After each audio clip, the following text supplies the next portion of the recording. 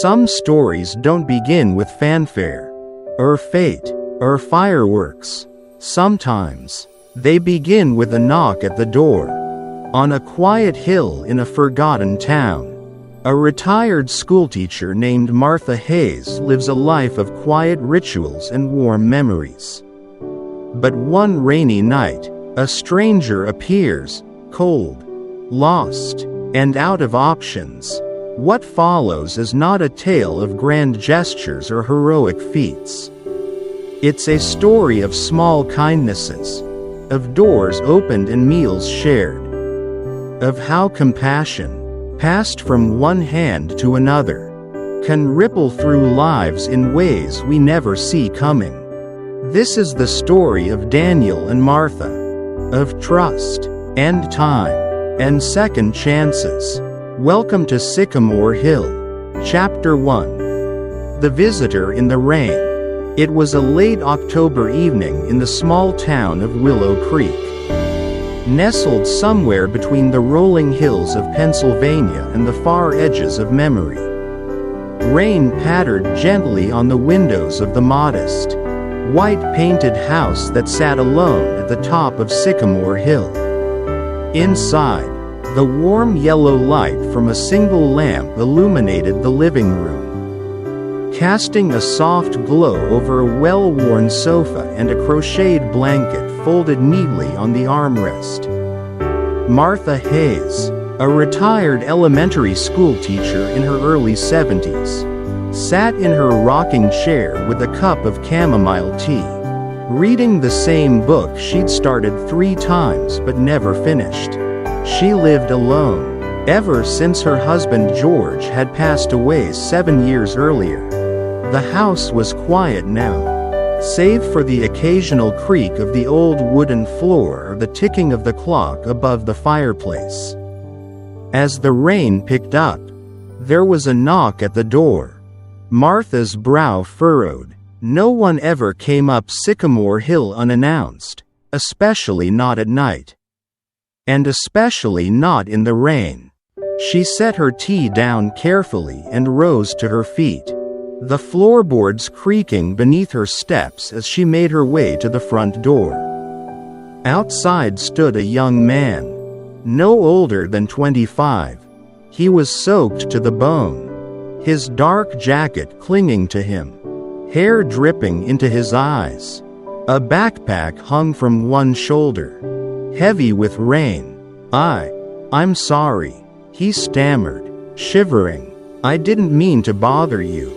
My car broke down a few miles back and I've been walking. I saw the light. Martha looked him over. There was weariness in his face, something that went deeper than just a bad night. But there was no fear in his eyes, just exhaustion. She hesitated for a moment before stepping aside. Come in, before you catch your death out there. The young man stepped in. Grateful, she handed him a towel and gestured to the fireplace, which she began to stoke with fresh logs. The flames crackled to life. I'm Martha, she said. And you are? Daniel, he replied, rubbing his hands together near the fire. Daniel Reed. I was heading to Ohio to see my sister. She just had a baby. Martha nodded. Well, you're safe here tonight. Daniel. The couch pulls out into a bed. You hungry? He looked at her, surprised. I don't want to be a burden. Nonsense, she said. Kindness isn't a burden. It's a choice. She busied herself in the kitchen, heating up some leftover vegetable stew and slicing a piece of cornbread she had baked earlier that day. As Daniel ate, he told her bits of his story. He had been living in his car after losing his job at a small auto shop. Money had run out quickly. He was trying to get to his sister's in Cincinnati, hoping for a fresh start. Martha listened, occasionally asking a question but never prying. She'd taught hundreds of kids over the years. seen all manner of hurt behind brave young faces. She recognized the quiet despair, the way he clutched his spoon a little too tightly, as if expecting it to be taken from him. Later that night, as she laid out fresh sheets and fluffed a pillow for him, Daniel paused at the hallway. "Thank you," he said quietly. "You didn't have to let me in." Martha smiled, her eyes warm. "Years ago, when I was newly married and George and I were traveling across the country, our car broke down in Arkansas. A farmer and his wife let us stay the night, fed us peach cobbler. I never forgot that kindness." She turned off the hall light. "Sometimes, Daniel, kindness circles back, you never know when." As the wind howled outside and the rain softened to a mist, the old house on Sycamore Hill held two souls, one with stories behind her and one with stories still to come, brought together by a simple knock in the rain. Tomorrow would bring questions, but tonight, they had warmth, and tea, and the quiet hum of hope. Chapter 2. A Small Act. The morning after the rain. The air was crisp and clean. Rays of sunlight pushed through the thinning clouds, casting golden beams across the dewy grass that covered the hillside. Birds chirped gently outside the window as Martha stirred awake, the scent of fresh earth and old memories drifting in through the cracked open sash. In the living room, Daniel was already up, folding the sheets on the pull-out couch with care. He moved quietly, uncertain of the boundaries in this unexpected place of shelter. It had been months since he'd slept in a real bed, and the ache in his back had lessened for the first time in weeks. He heard Martha's steps before he saw her. "Morning," she said, tying her robe. "Sleep okay?" He nodded, brushing his hair back with his fingers. "Better than I have in a long time." She smiled. "Well, I hope you like eggs. I make them fluffy. Over breakfast." The conversation was lighter. Martha told him about her teaching days, how she once caught two second graders trying to feed a hamster peanut butter crackers under the desk during spelling tests. Daniel laughed, and she noticed how much younger he seemed when he smiled. He offered to help clean up, and after some gentle resistance, Martha let him wash the dishes. "I don't suppose you know anything about gardening?" she asked, sipping her coffee. "A little. My mom kept a garden. Tomatoes mostly." Martha led him out back. The vegetable patch was overgrown, neglected since the spring when her arthritis had flared up. Daniel knelt down without being asked and started pulling weeds. The sleeves of his hoodie rolled up to his elbows. As he worked, she watched from the porch swing. It had been years since someone else's hands had tended that soil. Years since anyone had shared this quiet space with her. By noon, the garden beds were tidy again. Martha brought out lemonade and cookies. "You didn't have to do all that," she said. "I wanted to," Daniel replied, shrugging. It felt good. "Haven't done something useful in a while."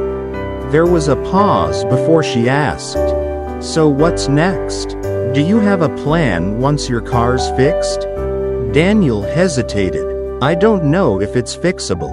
Honestly, I was hoping to hitch a ride west or find some work nearby for a bit. Maybe save enough for a bus." Martha didn't speak for a moment. Then she stood, walked inside, and returned with an old tin box. She opened it to reveal a handful of neatly folded bills. "This is the rainy day fund George and I used to keep," she said, It's not much, but it should cover a few bus tickets and a sandwich or two." Daniel's eyes widened. I can't accept that. You've already done too much." Martha pressed the box into his hands gently. "It's not charity, dear. It's trust. One day, when you can, you'll pass it on to someone else who needs it. That's the only condition."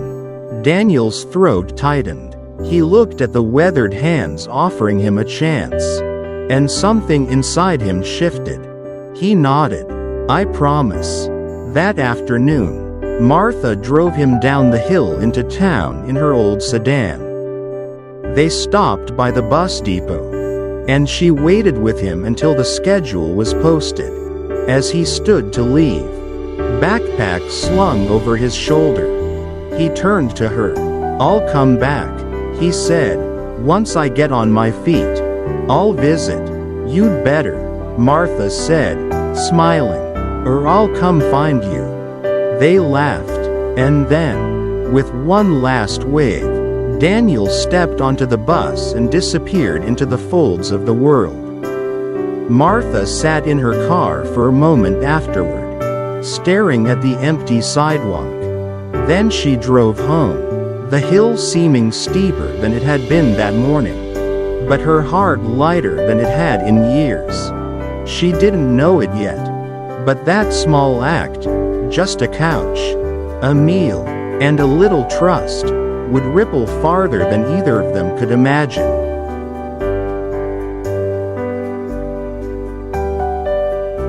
Chapter 3. Echoes in the Wind. 3 weeks passed. The leaves on Sycamore Hill turned from green to gold to fire. Autumn had arrived in full glory, and Martha Hayes went about her quiet routines, morning tea, crossword puzzles, tending to the now revived vegetable patch Daniel had helped clear. Life returned to its gentle rhythm. But something had shifted.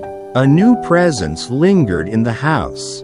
Not in physical form but in memory, like the echo of laughter in an empty room. She hadn't expected to hear from him again. She had offered her help without expectations.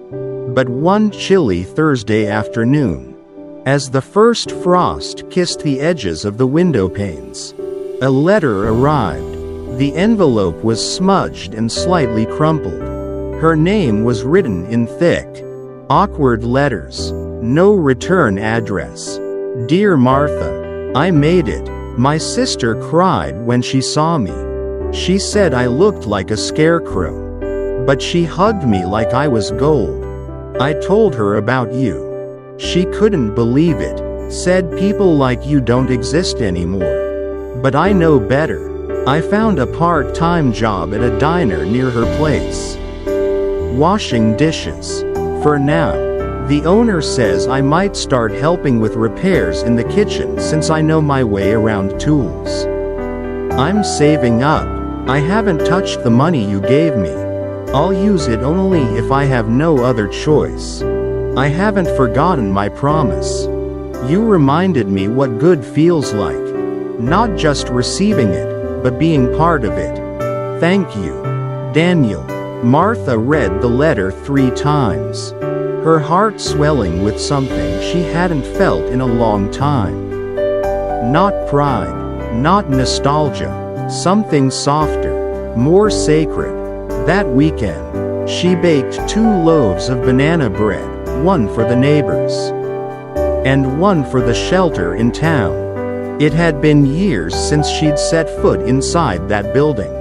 The place was modest, tucked behind a row of shuttered shops, with a faded sign reading Willow Creek Community Shelter. But it was warm inside, and the smell of stew lingered in the air. "Can I help?" Martha asked, her voice quieter than she meant. The volunteer coordinator, a tired-looking woman in her 40s named Claire, gave her a grateful smile. "We can always use an extra pair of hands." And just like that, Martha began coming every Friday. She served food, folded laundry, played checkers with an elderly veteran named Earl, and listened to the quiet stories that hung in the corners like cobwebs, fragile, forgotten, but waiting to be heard. One night, as she was ladling soup into a bowl, a teenage girl came in, shivering and soaked from the rain. Her name was Jasmine, 16, no family. She barely spoke, but her eyes scanned the room like she didn't trust anyone. Martha recognized the look. She had seen it on Daniel. She found an old fleece sweater in the donation bin and handed it to her without a word. Jasmine took it, hesitated, then mumbled, "Thanks." It wasn't much, but it was something. Later that night, as Martha drove home in silence, the wind rustled the sycamore trees like voices whispering through time. She thought about how easily kindness passed from one hand to another, how one act could ripple across miles. Into diners and shelters, across letters and eyes too tired to cry.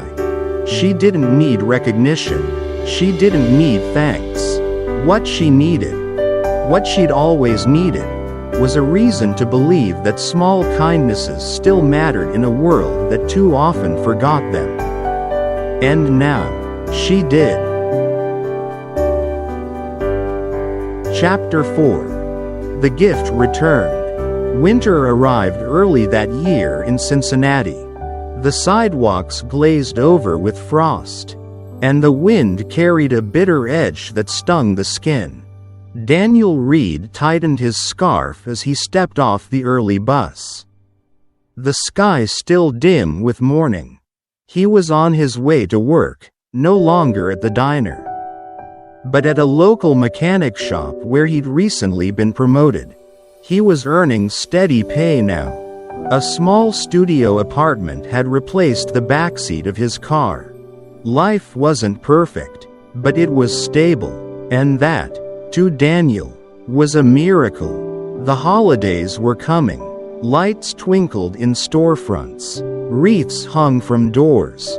But what occupied Daniel's thoughts most was a cardboard sign he'd seen the day before, held by a man not much older than himself. Sitting near the gas station where Daniel fueled up. "Lost my job. Hungry. Anything helps." Daniel had slowed, looked at the man, and for a split second had seen himself. 3 months earlier, wet, cold, unsure if anyone would care enough to stop. That night, he couldn't sleep.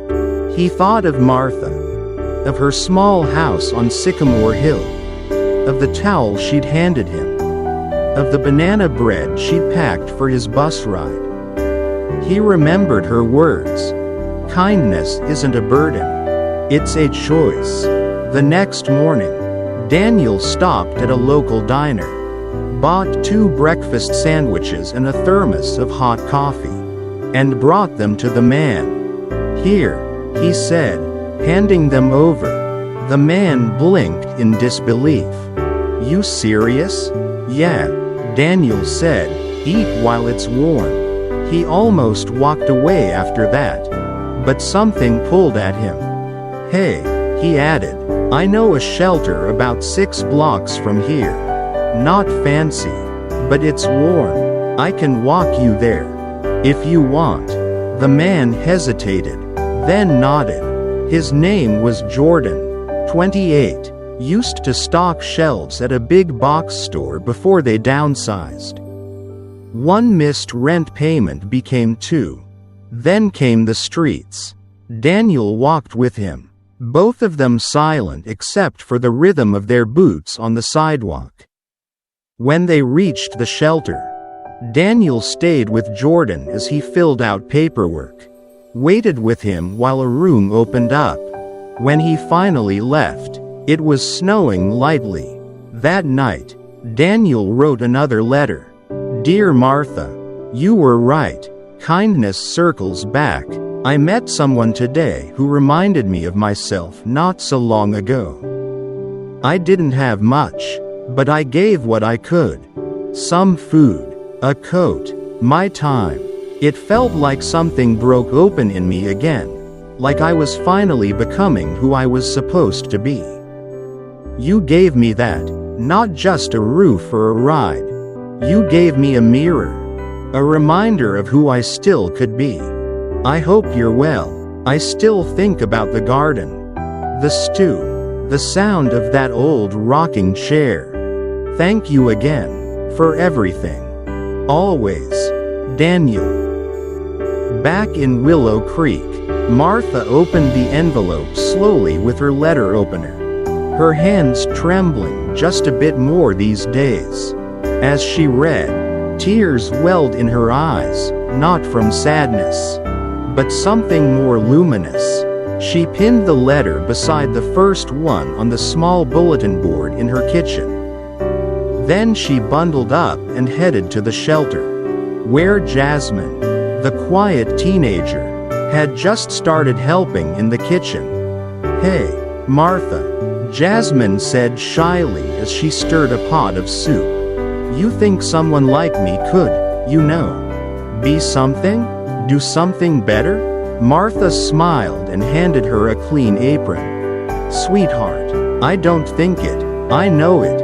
Kindness, once given, never dies.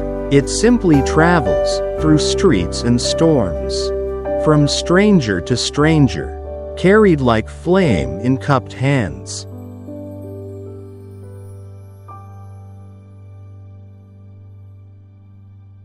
Chapter 5. Still Standing. It was late spring when Daniel returned to Willow Creek. He stepped off the bus carrying a duffel bag, now worn but neatly patched, and a bouquet of fresh tulips wrapped in brown paper. The town looked smaller than he remembered, quieter, as if it had been holding its breath, waiting for something to return. The climb up Sycamore Hill felt steeper now, not because his legs were tired, but because his chest carried a weight he couldn't name. Not fear, not guilt, something closer to reverence. The house was still there. The same white paint, the same porch swing, the same creak of the steps beneath his feet. He knocked, just once, heart thudding. It was a long minute before the door opened. Martha stood there, smaller than he remembered but no less strong. Her silver hair was tied back, and her cardigan was buttoned unevenly. She looked at him for a second too long. Then she smiled. Took you long enough, she said. Daniel laughed through the lump in his throat. I told you I'd come back. They sat on the porch for hours, sipping iced tea and trading stories. He told her about his job, his studio apartment, the people he'd met at the shelter in Cincinnati. She told him about Jasmine, who was now volunteering full-time and had been accepted to a community college program in the fall. She calls me Gran now, Martha said with a chuckle. Daniel handed her the tulips. These are for you. I remembered you said they were your favorite. Martha's hands trembled just slightly as she took them. George used to bring them home every spring. You remembered. Later that evening, they walked around the garden together. It had blossomed beyond recognition, tomatoes, peppers, sunflowers standing tall. She did this, Martha said, pointing to the flourishing patch. Jasmine, after you left, she kept it up, said something about feeling closer to life when her hands were in the dirt. Daniel ran a hand over the sun-warmed leaves. Silent for a moment. I've been thinking, he said. I want to do more. I've been saving. A friend and I, we're starting a program back in Cincinnati.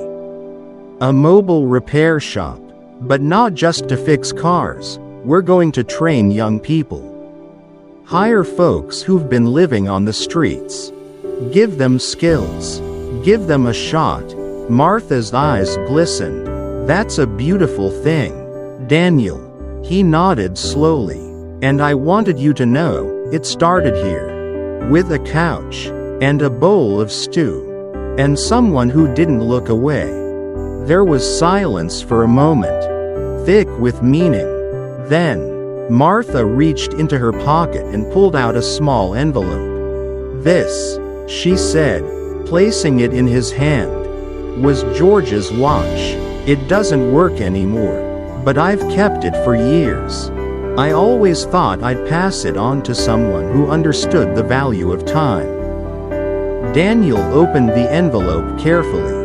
Inside was an old silver watch, scratched and worn, but polished to a quiet shine. He didn't speak, he just held it. That evening, as the sun began to set over Sycamore Hill, Daniel sat once again on the porch, the same porch he had once approached cold and lost. This time, he was steady, rooted. Martha rested beside him, dozing gently in her chair. And as the wind moved through the trees, scattering petals and memory alike, Daniel whispered softly into the twilight. Not perfect, not fearless, but present, still standing. Thank you so much for taking the time to listen to this story. If it touched your heart, even just a little, don't forget to give it a like, hit that follow button, and share it with someone who might need a little hope today. Because sometimes, a simple story is all it takes to remind us that kindness still matters. See you in the next one.